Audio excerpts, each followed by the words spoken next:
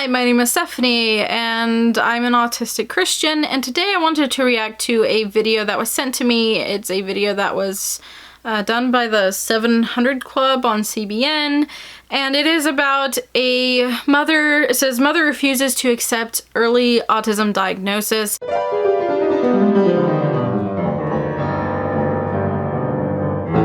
And after I practice the song a couple times, I'm able to play it. At just 11 years old, Roman Scott is a gifted pianist. Ricardo Matthew, his piano teacher, agrees. The talent that Roman has, it's a God-given talent. Perhaps what's even more amazing is that for 3 years of his life, Roman struggled with PDD, pervasive developmental delay, a form of autism. His parents, Tom and Elizabeth, realized something wasn't right when Roman was 14 months old. Besides his inability to talk, they had other concerns. He constantly choked on food. He rolled his hands around in circles. And he fixated on ceiling fans, flags, and lights. And he started running laps around our family room. A lot of laps. I'm sorry. A lot of laps, not just like one lap or two laps, a lot of laps. I get how like non-autistic parents and stuff can like freak out about this stuff because it's scary to them, but like this whole setup, he had a form of autism and he rolled his hands around. Like obviously if he's choking on food, like that's a major concern because he could die. But otherwise, like, oh no, he looked at a ceiling fan and that was interesting to him. Okay. Elizabeth took Roman to Dr. Jacqueline Longshaw, a pediatrician at the Pediatric Southwest Clinic in DeSoto, Texas. Roman was now 18 months old. Roman was not really talking, and he was very defensive about being touched, and so initially I had a lot of concerns about Roman's ability to get better. His ability to get better? Woo! This is gonna be a fun one, isn't it? He said the word autism. I was terrified and I was devastated. This is why people fight the tragedy narrative around autism. She was terrified and devastated that her child might be autistic. That is a cup that I just did not want to bear because I knew how difficult that could be. My first And it is difficult. I'm not saying it's not, because it is. reaction was of concern, but at the same time, in the back of my mind, there was a calming feeling that somehow after time that Roman would outgrow it. I get that, again, we're looking at a Christian perspective here. So they might be saying like, you know, God was telling them he'd outgrow it. But this is kind of dangerous because there is a misconception that autism is grown out of, and it's not. So Elizabeth and Tom began praying daily for God to heal their son. I was praying to God and asking him, please, please help me with this, and please help my son to get better. It was something that was bigger than me and bigger than my family could solve. And I was just prayerful that God would handle it. Meanwhile, Roman needed full-time speech and occupational therapy. The insurance didn't cover the $80,000 to $100,000 a year it would cost. So Elizabeth quit her job, and with the guidance from a therapist, she began working with her son 10 hours a day. So first of all, this is an issue. I definitely feel that therapies definitely need to be covered when it comes to like speech and occupational therapy, therapies that aren't going to be harmful and help, you know, develop speech or ways of communication, and that help, you know, with skills and understanding and mind-body connections and stuff like that.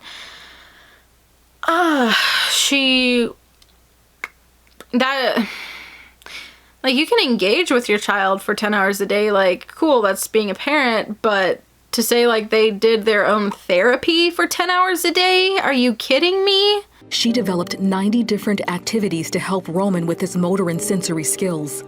It was a daunting task. I would tell him, you have to do this, and he would tantrum, and I would... Gee, I wonder why he'd be upset. I'd stand over him in timeout. And there were days I just have had it. I just did feel like I was going to give up. God, they don't even understand what meltdowns are. Like, I'm sure he tantrumed as well as meltdowns, but this is why understanding autism is so, so important. With each passing day, Roman started to overcome his challenges. Elizabeth continued to pray every day. After 2.5 years, almost all of his symptoms were gone, and it seemed that Roman would be symptom-free. At least they're saying symptom-free instead of not autistic, because you don't become not autistic just because you don't do very obvious things that make people see you as autistic, but okay. Then, without warning, he had the worst tantrum he had ever had. The worst tantrum he'd ever had, out of nowhere without warning. You know what that sounds like? A meltdown. Over the next 4 days, he couldn't be consoled. Meltdown? He was like, don't touch me, I can't, I don't know you, you know. And he was just crying and screaming, and I just thought that was the end. I thought we had lost him for good. Now, your kid is probably overwhelmed from you making him do therapy-like tasks for 10 hours a day and then putting him in timeout and punishing him for having meltdowns or for being overwhelmed because you want to make him as normal as possible. Yeah, I'd freak out. And when you have meltdowns, that leads to the following hours and days are rough. And if you're continuing to push during a time of recovery, he's going to melt down more. And he's not going to feel like he trusts you. And I said, why now? He's almost there. He was almost healed. He was almost healed. And that really brought me to my knees, and I was terrified. She totally surrendered everything to God, including the possibility of her son never getting healed. And I said, Lord, whatever be of your will, help me to learn to live a new way. If this is the life that you have for him. And I will love him, but help me to accept it. Well, praise God. Roman eventually calmed down, and Elizabeth resumed working with him. Then, on his 4th birthday, she and her husband took him to the doctor, where they heard the news they had been waiting for. Roman had no more signs of autism. I remember just crying in the car. I said, so this is it? He's finished. You know, you need no more therapies. That's something only God can do. Only God can heal like that. It's been 8 years since Roman was first diagnosed. Today, he's still symptom-free. Oh my God. Okay. Now, I believe in healing. I believe that it's between you and God about the concept of being healed from autism. Now, it is possible that her prayers helped in maybe his autism struggles not being as significant. But there's a severe lack of understanding going on here. And just having a doctor be like, well, it doesn't look like there's any more symptoms, doesn't mean like, that's it, he's good to go. Like, he's not autistic anymore. He doesn't need help. He's just fine now. Like, oh my God, He had 45 different symptoms, and after 45. Did you like count every stem or something? After 3 years of intensive therapy with no medication, Roman was symptom-free. Looking at Roman today, no one would diagnose him with autism. Really? Oh my God. Anybody who is professionally trained, who understands what autism looks like, is going to look at this person's body language and immediately wonder what's going on. Roman has excelled in every area doctors thought he would never excel in. In fact, he's in the talented and gifted program in public school. Oh my goodness, he was gonna be autistic and he wasn't gonna do anything, and now he's actually gifted.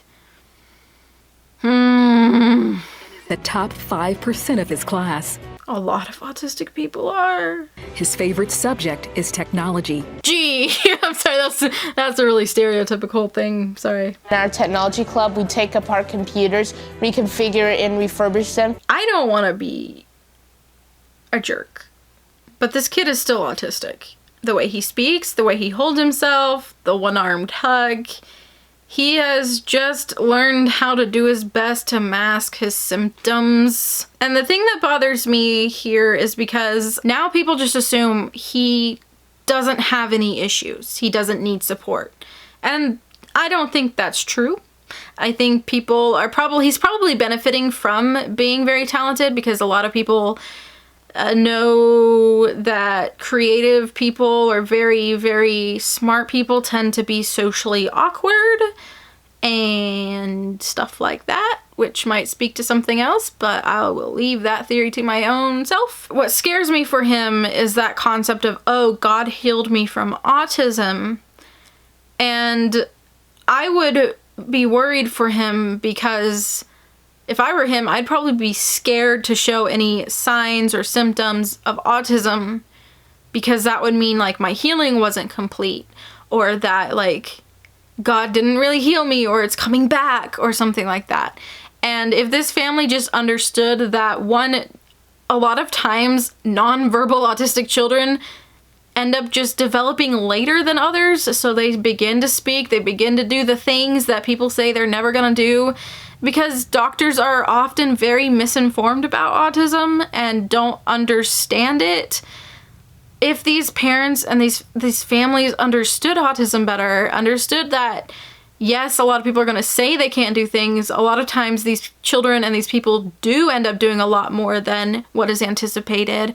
If they understood what meltdowns are versus tantrums, if they understood that their child is still autistic even though he doesn't run around in circles and stare at ceiling fans, like, I feel like he would be a lot better off, but that's just me. Dean Alan Anderson of Summit International Preparatory School had this to say. Immediately upon meeting him, I knew that he was something special. So Roman is a straight-A student. He is very cordial, very friendly with me, with his classmates.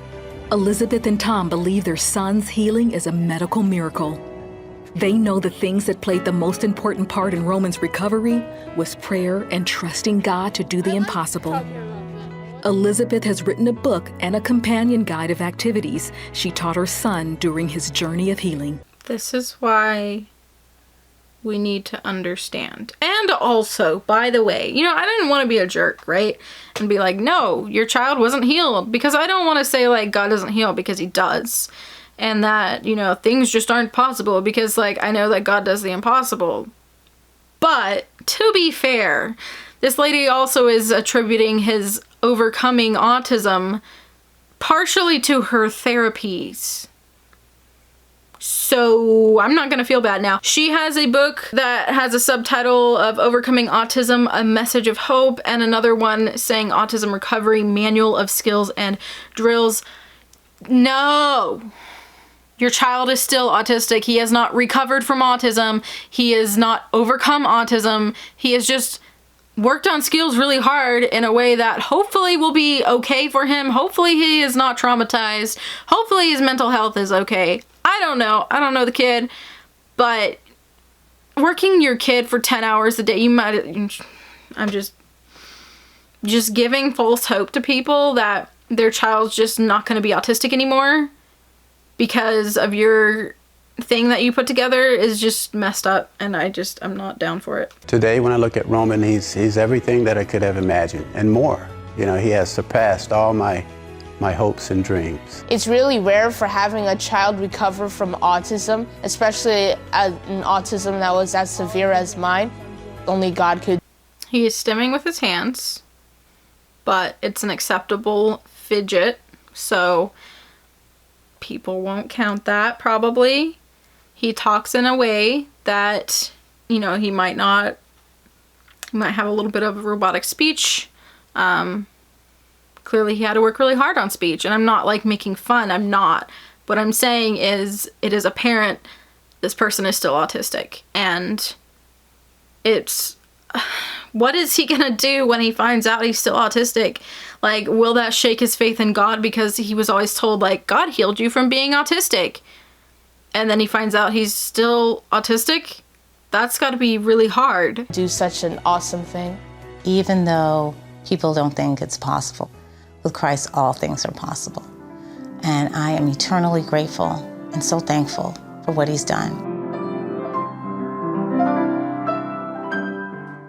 And it's very possible that your very talented child and very intelligent child may be benefiting from autism to be that way. From their different neurology, their different brain connections to be that way, which I personally feel like God makes us differently, but I know other people feel differently, and that's okay for them to feel that way. I don't like this video. I just don't like this video.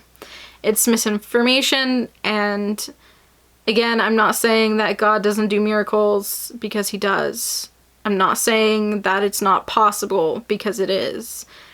But in this particular case, if any healing happened, it probably went from a high support needs autism to a lower support needs autism, which I think is great. Like, you don't want to have to struggle as much, but to be like, oh, he's not autistic, it's just not correct. I'm sorry. I'm not a doctor though, so whatever. If you got anything from this video, go ahead and drop a like. Let me know your thoughts in the comments below if I'm a terrible person for saying that he's still autistic or whatever. Whatever your thoughts are. I upload to this channel every now and then if I am going to. It will usually be on Saturdays, so subscribe if you feel like it.